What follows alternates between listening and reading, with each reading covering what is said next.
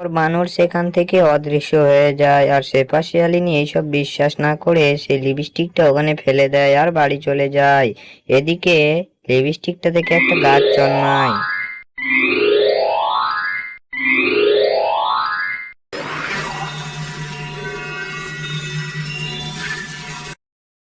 পরের দিন সকালবেলা যখন শেফা শিয়ালিনীর মেয়ে বাড়ির বাইরে আসে।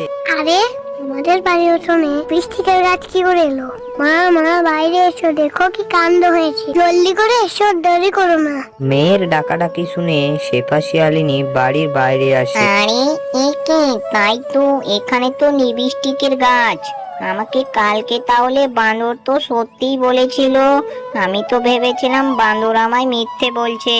না, বাঁদর কখনো মিথ্যে কথা বলে না। তুমি এখান থেকে যখন খুশি যত খুশি লিপস্টিক নিতে পারো আর ওগুলোকে বিক্রিও করতে পারো। আর এরপর থেকে মিচকে শিয়ালিনী প্রতিদিন সেই গাছ থেকে লিপস্টিক পারতো।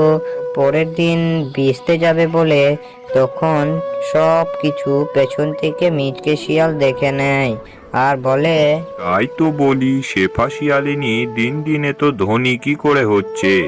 এবার আমি শেফা শিয়ালিনীর ওই জাদুর লিপস্টিক গাছটা ভেঙে দেব। আর গাছে হাত দেওয়ার সাথে সাথেই তাকে কারেন্টের ঝটকা লাগে আর সে সেখানেই অজ্ঞান হয়ে যায় আর সারা রাত সেখানেই সে পড়ে থাকে। মা রিম্পা, তুই বাড়িতে থাকিস, আমি লিপস্টিক বেচতে যাচ্ছি। বেলা যে গড়িয়ে গেল, অনেক রোদ উঠেছে, আমি যাই, তুই বাড়ি থেকে বেরোস না। ঠিক আছে মা, তুমি তাড়াতাড়ি চলে এসো, আমি বাড়িতেই অপেক্ষা করব। এত রোদে বেশিক্ষণ বাইরে থাকার দরকার নেই। ঠিক আছে, আমি জলদি আসবো।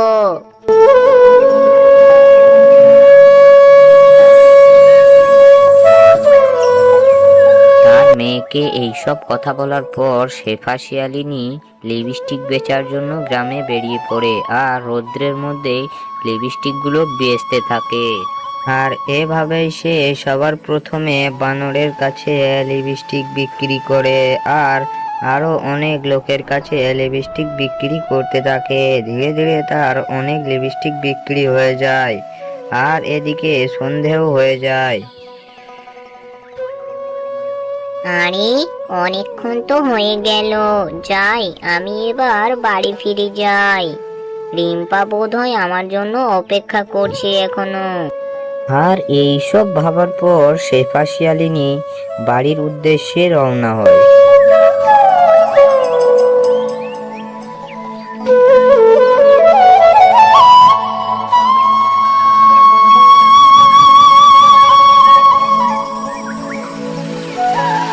এরপর শেফা শিয়ালিনী বাড়ি পৌঁছে যায় আর লিপস্টিকের ঝুড়িটা বাড়ির এক কোণে রেখে সে রান্নাঘরে যায় আর দেখে তার মেয়ে শুয়ে আছে। তাই সে জলদি জলদি তার মেয়ে আর তার জন্য খাবার রান্না করতে থাকে আর খাবার রান্না হয়ে গেলে তারা দুজন মিলে খেতে লাগে। এদিকে অনেক রাতও হয়ে গেছিল আর সেই রাত্রিবেলা একটা বানর তাদের বাড়ির সামনে আসে।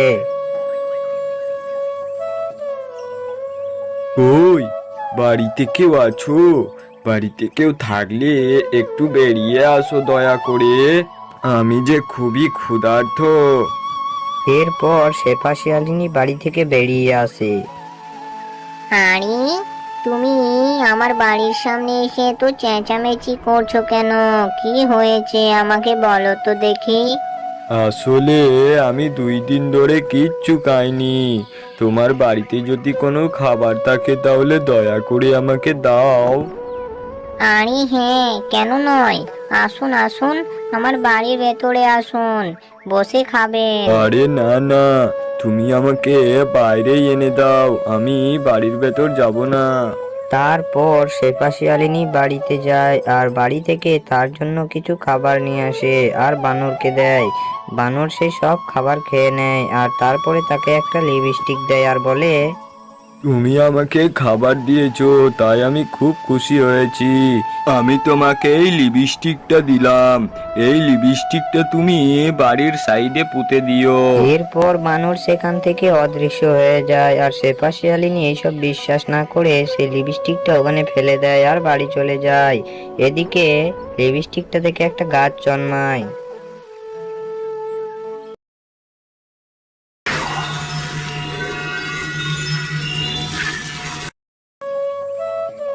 পরের দিন সকালবেলা যখন শেফা শিয়ালিনীর মেয়ে বাড়ির বাইরে আসে, তখন সে দেখে অবাক হয়ে যায়। আরে, আমাদের বাড়ির উঠোনে বৃষ্টিকের গাছ কি করে এলো? মা মা, বাইরে এসো, দেখো কি কাণ্ড হয়েছে। জলদি করে এসো, দেরি করো না। মেয়ের ডাকাডাকি শুনে শেফা শিয়ালিনী বাড়ির বাইরে আসে।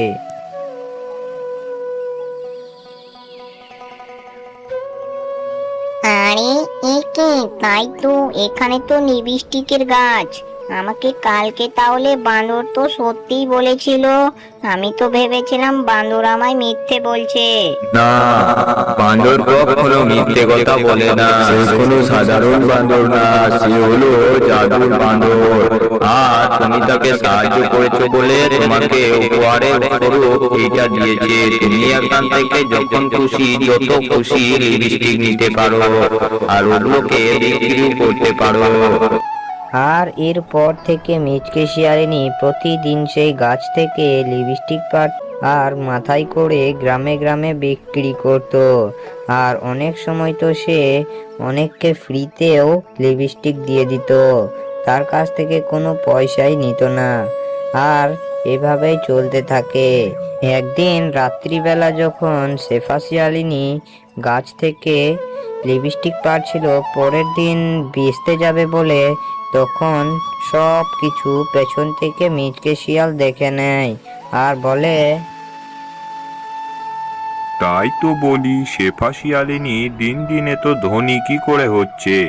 এবার আমি শেফা শিয়ালিনীর ওই জাদুর লিপস্টিক গাছটা ভেঙে দেব। এবার দেখবো সে কোত্থেকে লিপস্টিক পায় আর ধনী হয়। এরপর রাত্রিবেলা হয়ে যায়। আরে যাই, রাত্রিবেলা তো হয়ে গেল। এবার আমি ওর গাছটাকে মুড়িয়ে দিয়ে আসি, একদম ভেঙে দেব।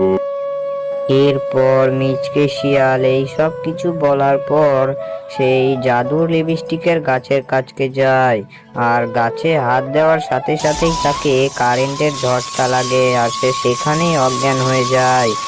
আর সারা রাত সেখানেই সে পড়ে থাকে। পরের দিন সকালবেলা যখন শেফা শিয়ালিনী বাড়ির বাইরে আসে, তখন আরে এ কি, এখানে মিচকে শিয়াল পড়ে আছে কেন? মিচকে শিয়ালের কি হয়েছে?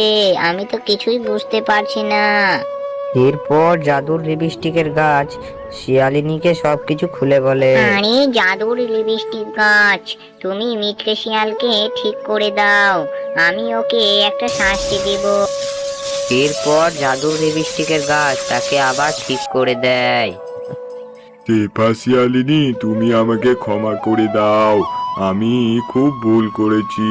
কোনো ব্যাপার না, তুই আমার আজকের সারাদিনের লিপস্টিক রোদ্রে বিছবি, আর এটাই তোর শাস্তি।